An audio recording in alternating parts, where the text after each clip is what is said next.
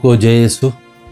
प्यारे भाई और बहनों, आज हम महिमा के 5 भेदों में मनन करेंगे। जिसमें पहला भेद पुनरुत्थान, यीशु का पुनरुत्थान। और इसके लिए हम मनन चिंतन करेंगे मत्ती का सुसमाचार अध्याय 28 पद संख्या 1 से 8 तक।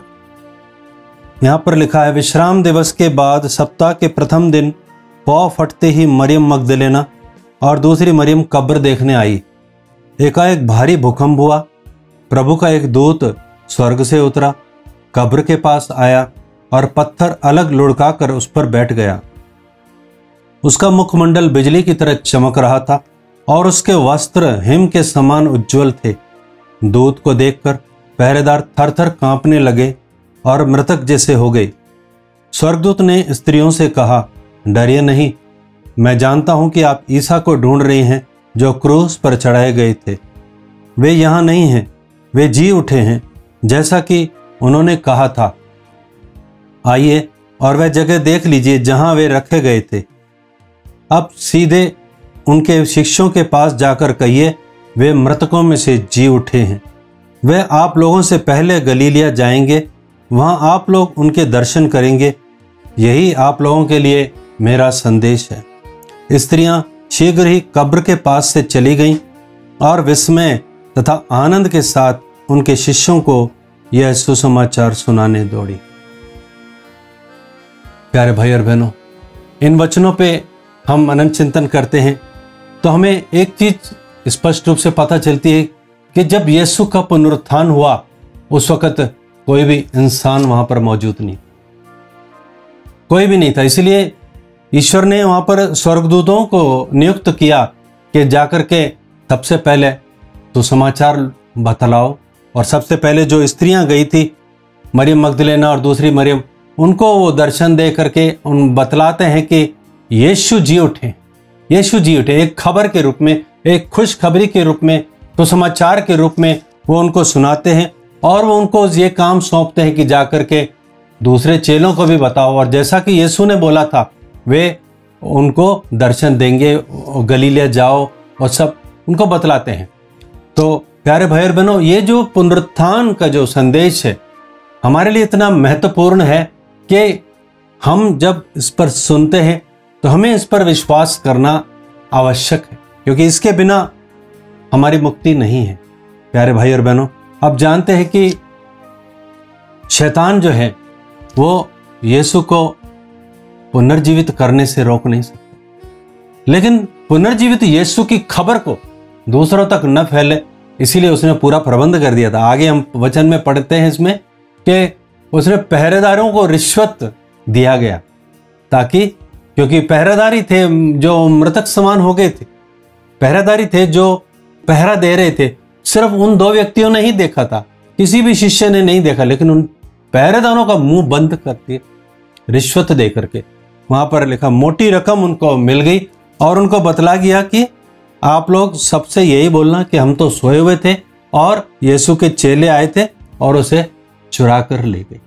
तो जो एकमात्र एक विटनेस था, आई विटनेस, उसको भी शैतान ने खामोश कर दिया। क्योंकि ये पुनरुत्थान की खबर अगर फैलती है दुनिया में तो ये बहुत बड़ी हार है शैतान की कि यीशु मृतकों में से जी उठे, क्योंकि ये हमारे विश्वास का मूल आधार है। प्यारे भाई और बहनों, संत पौलुस पहला कुरिन्थियों 15 में इसके बारे में बतलाते हैं कि अगर मृतकों का पुनरुत्थान नहीं होता तो यीशु भी जी नहीं उठे, और यीशु अगर नहीं जी उठे तो आप लोगों का विश्वास व्यर्थ है और आप अब तक पापों में फंसे हुए हैं। प्यारे भाई और बहनों, हम जानते हैं कि हम पापों से छुटकारा प्राप्त करते हैं किसके द्वारा? यीशु के पुनरुत्थान के द्वारा। रोमियो 10 में भी हम पढ़ते हैं, वहां पर भी मुक्ति के बारे में जो संदेश है पौलुस का, वो वहां पर यही लिखता है कि अगर आप हृदय में विश्वास करते हैं, रोमियो 10:9 में लिखता है, अगर आप हृदय में विश्वास करते हैं कि ईश्वर ने उन्हें मृतकों में से जिलाया तो आपको मुक्ति प्राप्त। यानी मुक्ति के लिए बड़ी आवश्यक शर्त है पुनरुत्थान के ऊपर विश्वास करना। और इसीलिए प्रभु यीशु ने पहले मरियम को, मगदलेना को और दूसरी मरियम को दर्शन दिया, उसके बाद में चेलों को दर्शन दिया हम यूहन्ना का सुसमाचार में पढ़ते हैं, एक बार नहीं, 2 बार नहीं, 3 बार दर्शन दिया। पहली बार जब दर्शन दिया तो 11 शिष्य मौजूद थे बंद कमरे में। उसके बाद 12वां शिष्य जब थॉमस था, तब थॉमस के साथ एक बार फिर दर्शन दिया। और 2 दर्शन के बाद उसके बाद फिर हम देखते हैं कि पेतरुस फिर वापस पुराने रास्ते पे जा रहा है, फिर अब मछलियां पकड़ने के लिए जा रहा है। तब एक बार फिर तीसरी बार यीशु वहां पर दर्शन देते हैं। और इस बार जो दर्शन था वो बहुत सॉलिड था, क्योंकि इस बार यीशु ने उनके साथ जलपान किया। यूहन्ना 21 में हम पढ़ते हैं, यीशु ने उनको बुलाया, आओ जलपान कर लो। मैं समझता हूं पुनरुत्थान का जलपान के साथ एक विशेष रिश्ता है, क्योंकि जब लूकास अध्याय 24 में भी हम पढ़ते हैं, जब इम्माउस नगर की ओर 2 शिष्य जा रहे थे और यीशु, पुनर्जीवित यीशु उनके साथ साथ चल रहे, फिर भी वो उसको पहचानने में असमर्थ। फिर यीशु ने उनको सारा वचन के द्वारा धर्म ग्रंथ का पूरा मर्म उनको समझाया। ये इस तरह से होना आवश्यक था। यीशु को क्रूस पर चढ़ाया जाना और दफनाया जाना और फिर पुनर्जीवित होना आवश्यक था। सब कुछ समझने के बाद में भी वो आगे बढ़ रहे थे। तब उन चेलों ने उनको अपने घर में आमंत्रित किया, जबरदस्ती उनको अपने घर में लेके आए और घर में वहां पर यीशु ने रोटी तोड़ी। और जैसे ही रोटी तोड़ी, वहां पर लिखा है उनके शिष्यों की आंखें खुल गई। लूकास 24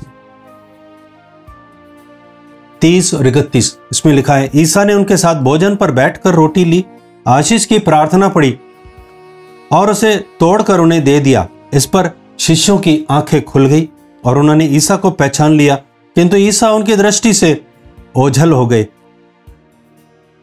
प्यारे भाई और बहनों, पुनर्जीवित यीशु को जब वो अपने जो आध्यात्मिक शरीर जो उनको मिला था, पुनर्जीवित शरीर, उसमें वो लोग नहीं पहचान पाए। लेकिन जब रोटी तोड़ी गई, तब यीशु सचमुच में उस रोटी में आ गए और खुद ओझल हो गए, खुद ओझल हो गए। ये इस बात का प्रतीक है कि अब मेरे जो आध्यात्मिक शरीर है, इसकी जरूरत प्रकट रूप से जरूरत नहीं, रोटी में मैं उपलब्ध हूं। प्यारे भाई और बहनों, इसलिए हम देखते हैं बार बार जिक्र आता है पुनरुत्थान के बाद यीशु ने बार बार रोटी तोड़ी। और प्रेरित चरित्र अध्याय 10 में हम पढ़ते हैं, जब चेले इसका साक्षी दे रहे थे, तब वो कहते हैं, यीशु जो है 10:41, प्रेरित चरित्र 10:41 कहता है, मृतकों में से उनके जी उठने के बाद हम लोगों ने उनके साथ खाया पिया। That was an evidence. ये नहीं कि यीशु जो है पुनर्जीवित जो शरीर है उसको कोई शारीरिक भोजन की आवश्यकता है, ऐसा नहीं है। लेकिन अपने पुनरुत्थान को सिद्ध करने के लिए यीशु बार बार उनके साथ रोटी खाए, बार बार उनके साथ रोटी तोड़ी, बार बार उनको अपना अनुभव कराया, क्योंकि रोटी के साथ में यीशु अपने आप को उनको देते थे और वो अपने शरीर में उनको अनुभव करते थे। That was something tremendous thing. और इसीलिए यीशु प्रेरित चरित्र अध्याय 1 में हम पढ़ते हैं, 40 दिन तक यीशु अपने चेलों को दिखाई देते रहे। एक्ट्स 1:3 में लिखा है, प्रेरित 1:3 में, ईसा ने अपने दुख भोग के बाद उन प्रेरितों को बहुत से प्रमाण दिए कि वे जीवित हैं, और यह 40 दिन तक उन्हें दिखाई देते रहे और उनके साथ ईश्वर के राज्य के विषय में बातें करते रहे। प्यारे भाई और बहनों, 40 दिन तक वो क्या सिखा रहे थे मुझे नहीं मालूम, क्योंकि बाइबल में कहीं पर भी ऐसा नहीं लिखा है कि 40 दिन में यीशु ने उनको क्या सिखाया। जरूर कलीसिया ने उनकी बातों को सिंचित करके रखा है और संभाल के रखा है, और मैं समझता हूं 40 दिन में उन्होंने बार बार अपने चेलों के साथ भोजन किया। और मैं समझता हूं जो मिस्सा बलिदान की विधिवत शुरुआत हुई, उन 40 दिनों के बाद ही शुरुआत हुई, जब पवित्र आत्मा उतरा, कलीसिया का जन्म हुआ। तो हम सबसे पहले जो हम देखते हैं, जो चेले थे विश्वासियों के साथ रोटी खाते थे, प्रभु भोज करते थे, क्योंकि ये प्रभु भोज जो है, ये होली कम्युनियन जो है, इसमें प्रत्यक्ष रूप से हम लोग अपनी आंखों से देखते हैं, विश्वास की आंखों से, कि किस तरह से जो रोटी है, ऑर्डिनरी रोटी, ईश्वर की शक्ति से जब पुरोहित प्रार्थना करता है तो पवित्र आत्मा का आह्वान करता है, पवित्र आत्मा का आह्वान करता है और शब्द बोलता है कि ये मेरा शरीर है। तो जैसे ही वो शब्द पवित्र आत्मा के साथ एक्शन में आता है, वो रोटी यीशु के शरीर में बदलती है। तो पुनरुत्थान की शक्ति वहां पर एक्टिवली दिखती है। इसी तरह जो दाखरस का प्याला है वो भी यीशु के शरीर में, यीशु के लहू में बदल जाता है। ये विजिबल थिंग है जो कलीसिया ने आपको और मेरे को एक तरह से पुनरुत्थान का प्रमाण के रूप में आज तक हमारे सामने जीवित रखी है। किसी ने यीशु को देखा नहीं, जिन्होंने देखा था उनके भी मुंह बंद कर दिए गए रिश्वत के द्वारा, और उसके बाद में सिर्फ यीशु ने अपने दर्शन दे दे करके, प्रमाण दे दे करके 40 दिन तक, और पौलुस तो लिखते हैं 1 कुरिन्थियों 15 में कि वो चेलों को दिखे, फिर 500 लोगों को दिखे एक साथ, और फिर लास्ट में वो बोलता है मुझको भी दिखे। तो बार बार यीशु क्यों दिखा रहे हैं? क्योंकि हमारे मुक्ति का आधार यह है, हमारे पापों से छुटकारे का आधार यही है प्यारे भाई और बहनों। इसलिए हमें पुनरुत्थान पे हमें मनन चिंतन करना है, और न केवल सिर्फ शब्द के बाइबल की घटना के ऊपर, बल्कि खुद व्यक्तिगत रूप से हम मिस्सा बलिदान में जब भी हम प्रभु भोज लेते हैं, जब भी हम परम प्रसाद के रूप में यीशु को लेते हैं, जब यीशु को पुरोहित को रोटी तोड़ते हुए देखते हैं, we must involve ourselves so that we might also experience the power of the risen Lord. पुनरुत्थान की शक्ति को हम स्वयं अनुभव करेंगे, ताकि इस पुनरुत्थान की शक्ति को साक्षी के रूप में हम दूसरों को बतला सकते हैं। हम भी चेलों के समान कह सकते हैं, प्रेरित चरित्र 10:41 में, हमने यीशु को साथ खाया पिया है, हमने उसको अनुभव किया है। He is living God. और ये पुनरुत्थान की जब शक्ति हमारे अंदर क्रियाशील होती है, हम पापों से छूटते हैं और हमें मुक्ति प्राप्त होती है। जैसा कि रोमियो 10:9 में पढ़ा, यदि हम दिल से स्वीकार करते हैं, दिल में विश्वास करते हैं कि यीशु को ईश्वर ने मृतकों में से जिंदा किया, तो हमको मुक्ति मिलेगी, क्योंकि पुनरुत्थान के द्वारा हमें जीवन मिलता है। मिस्सा बलिदान में एक प्रार्थना कहता है, dying you destroyed our death, rising you restored our life. यानी कि यीशु ने जो अपने मृत्यु के द्वारा जो है पापों को प्रायश्चित किया और पापों को खत्म कर दिया, शैतान को खत्म किया है, लेकिन जीवन हमें मिला है पुनरुत्थान के द्वारा। अगर यीशु सिर्फ मर जाते, हमारे लिए कोई महत्व नहीं था, हमारे लिए कोई महत्व नहीं था। इसीलिए आज कई लोग बोलते हैं, ये कौन सा भगवान है जो यीशु को क्रूस पर चढ़ा हुआ देखते, तो ये कौन सा भगवान है, ये तो खुद मर गया, दूसरों को क्या जिंदा करेगा या दूसरों को क्या बचाएगा, ऐसा लोग कहते हैं, क्योंकि उनको पुनरुत्थान की शक्ति मालूम नहीं है।